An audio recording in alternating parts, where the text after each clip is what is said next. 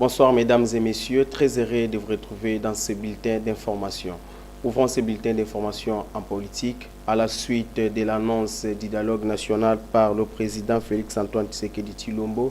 Le gouvernement, par la voix du ministre de la Communication et Médias, Patrick Muyaya, apporte des précisions sur les conditions de participation. Le dialogue se veut inclusif, mais ne concernera que les Congolais qui reconnaissent clairement l'agression rwandaise et s'inscrivent dans une démarche de défense de l'intégrité territoriale du pays. Flora Litongue nous en dit plus. De notre pays, il est important que les uns et les autres puissent s'élever et démontrer. Et le président de la République qui a parlé de dialogue depuis autant d'années, autant de fois, vient là de donner une opportunité pour les uns et les autres de venir discuter de comment, comme Congolais, nous donnons une réponse à cette question qui paralyse et qui handicape les développements de notre pays. Je pense que de ces points de vue, les choses doivent être bien.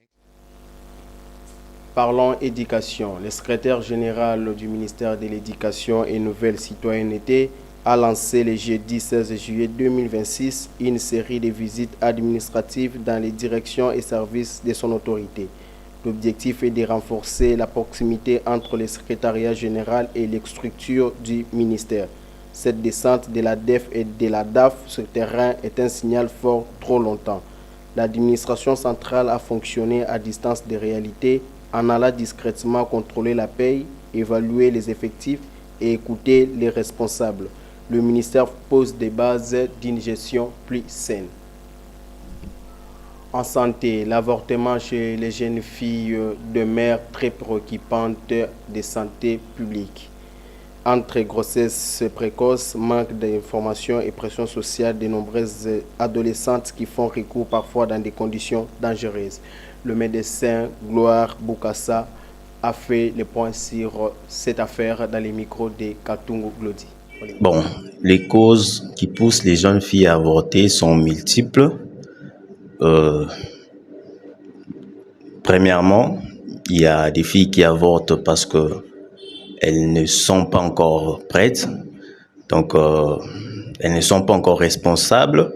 Et deuxièmement, il y a celles qui avortent parce que elles se trouvent dans un milieu où avoir des enfants très tôt est très mal vu, et elles se disent que la société va très mal concevoir cela, raison pour laquelle elles se font avorter. Les conséquences physiques sont multiples, mais je vais en citer quelques-unes. Premièrement, nous avons un risque d'hémorragie. Quand on s'est fait avorter de manière clandestine, donc on court le risque des hémorragies. Deuxièmement, nous avons des risques infectieux, les risques infectieux. Et troisièmement, nous pouvons avoir des risques psychologiques même, parce qu'une femme qui s'est fait avorter n'a pas la conscience tranquille. Donc du coup, elle culpabilise.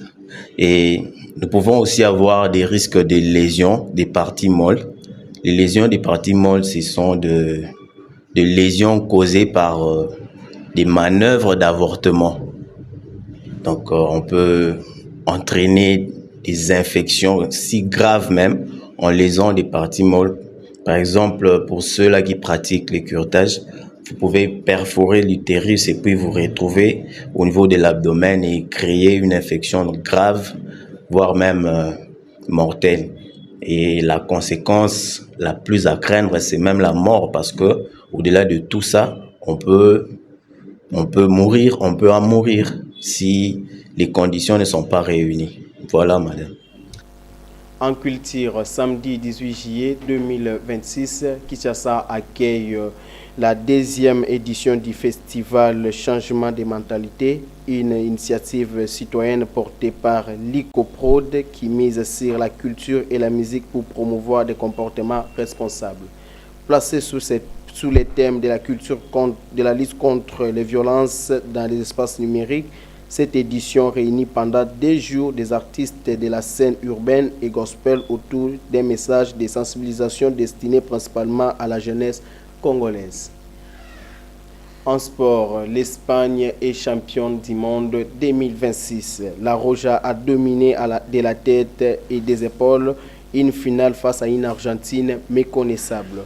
Au terme d'un match à sens unique, l'Espagne décroche sa 2e étoile 16 ans après la première en 2010, dimanche 19 juillet 2026 au stade MetLife à New York aux États-Unis d'Amérique. Suivons les détails avec Kissou Gloire. Voilà, c'est la fin de ces bulletins d'information. Merci de l'avoir suivi.